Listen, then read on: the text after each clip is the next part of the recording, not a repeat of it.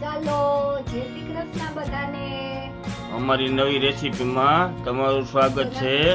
તો ભાજીમાં જો જે તમારી પાસે હાજરમાં શાકભાજી હોય એ શાકભાજી અમે આ કેટલા પાણીએ ધોઈ નાખ્યા છે? આપણે આ 4-5 પાણી આ ધોઈ નાખ્યા છે અને આ એનો ટોપલો જ છે શાકભાજી ધોવાનો. નળ નીચે એકદમ ક્લીન કરી નાખ્યું છે. હા, અને હવે કુકરમાં નાખી દેવાના છે શાકભાજી. બધા શાકભાજી છે અને ફ્લાવર, રીંગણા, બટેટા. બરોબર જે ટૂંકમાં હાજરમાં હોય તમારી પાસે મૂકી દેવાનું એટલે ભાજી થઈ જાય એક ગ્લાસ. જો અમે ભાજી બનાવીએ એવી રીતના ભાજી બનાવશો તો તમને 100% મજા આવી જશે. હવે એમાં થોડુંક અમથું મીઠું નાખી દેવાનું અને પાણી નાખીને કેટલી સીટી લગાવવાની છે ખાલી શાકભાજી ડૂબે એટલું પાણી નાખવાનું. અને ભેગું હજી શું નાખવાનું છે? હળદર નાખવાની છે. થોડીક હળદર નાખી દઈ અને ડૂબે એટલું પાણી નાખી દઈએ અને 5 વિસલ મારી દે એટલે શાક બધી બફાઈ જાય. તો હવે પાણી ડૂબે બસ પાણી નાખવા માંડ્યા. હવે બસ એટલું જ પાણી નાખવાનું, જાજુ નહીં. બરોબર, રેડી. તો ઢાંકણું ઢાંકી દો. ઢાંકણું ઢાંકી ગેસ ચાલુ કરી અને 5 વિસલ કુકરને વાગવા દઈએ.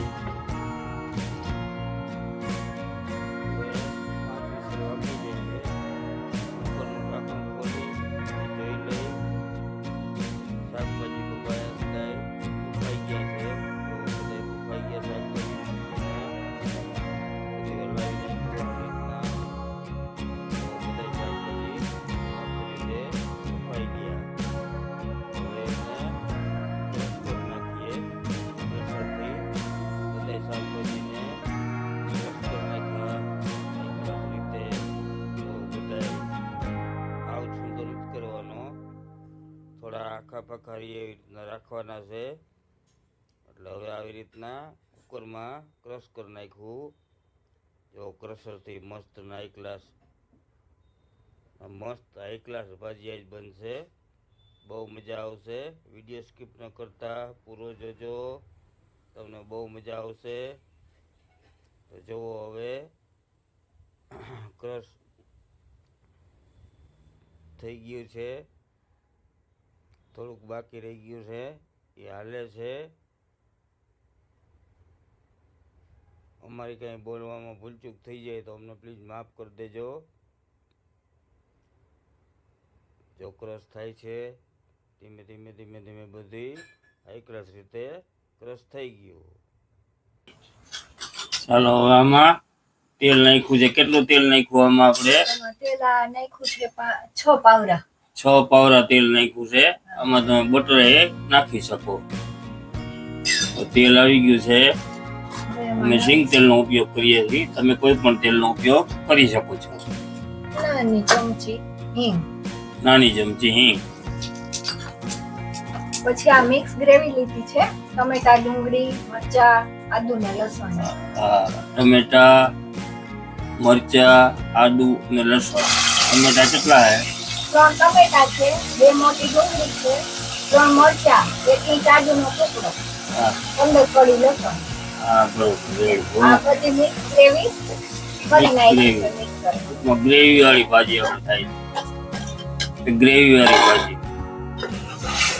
વાવ, મસ્ત સુગંધ આવી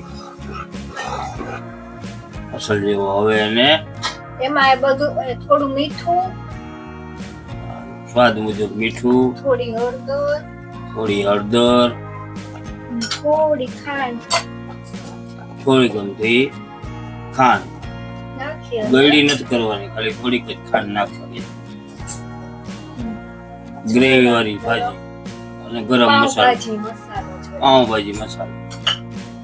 ચડવા દેશું હવે થોડી વાર માટે. એ ગ્રેવીને પાકવા દેવું,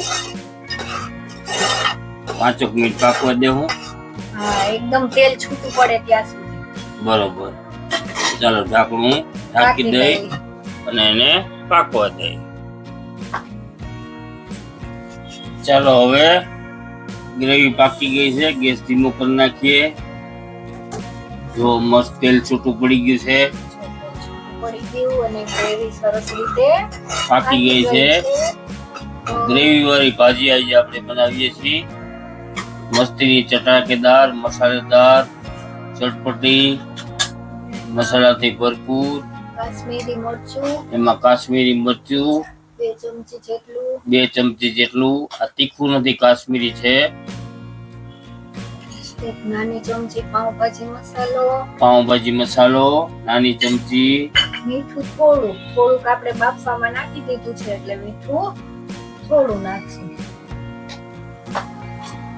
થોડી સી હળદર.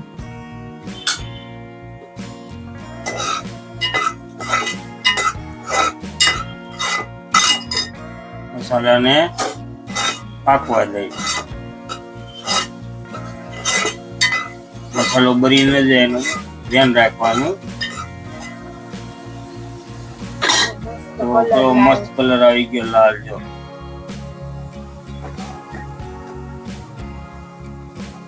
મસ્ત લાગે છે ને. જો એક ગ્લાસ. ચાલો હવે મેશ કરેલી ભાજી જે શાકભાજી હતા મેશ કરેલા એ બધા નાખી દે. મેશ કરેલા ટોટલી જે શાકભાજી આપણે હતા એ બધા આપણે નાખી દીધા. આપણી થઈ ગઈ મસ્તીની ગ્રેવી વાળી ભાજી.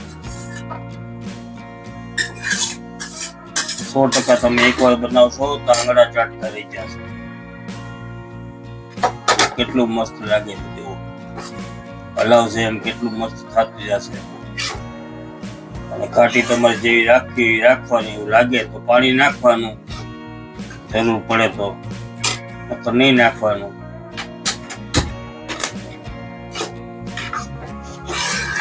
થોડીક વાર એને મિક્સ કરી દઈ. હવે આમાં થોડુંક આપણે પાણી નાખી દઈ. એટલે શું છે બધું એક ઘાટી લાગે છે.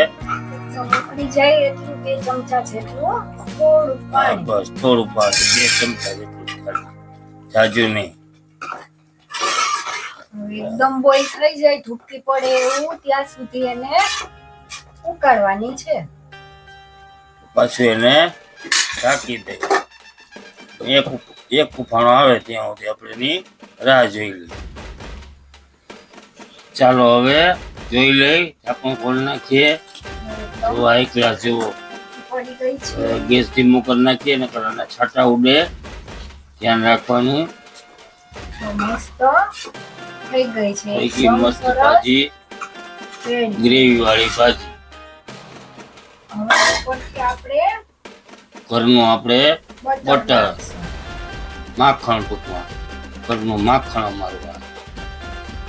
માખણ નાખવું, બટર નાખવું અને માથેથી ધાણા ભાજી.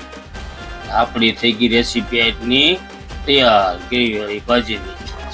કેટલી બટર વાળી મસ્ત ભાજી લાગે છે ને. મસ્ત ખાવાનું મન થાય. હા, ગ્રેવી વાળી ભાજી, બટર વાળી, માખણ વાળી. બરોબર ને. તો ચાલો આપણી ભાજી અહીંયા મક્ખન ગ્રેવી વાળી ભાજી અહીંયા આપણી રેસીપી પૂરી કરીએ છીએ. જો અમારી જો આ રેસીપી તમને ગમી હોય તો અમારી ચેનલને લાઈક કરજો, શેર કરજો, સબસ્ક્રાઇબ કરજો. આવજો. જય શ્રી કૃષ્ણ. Bye bye.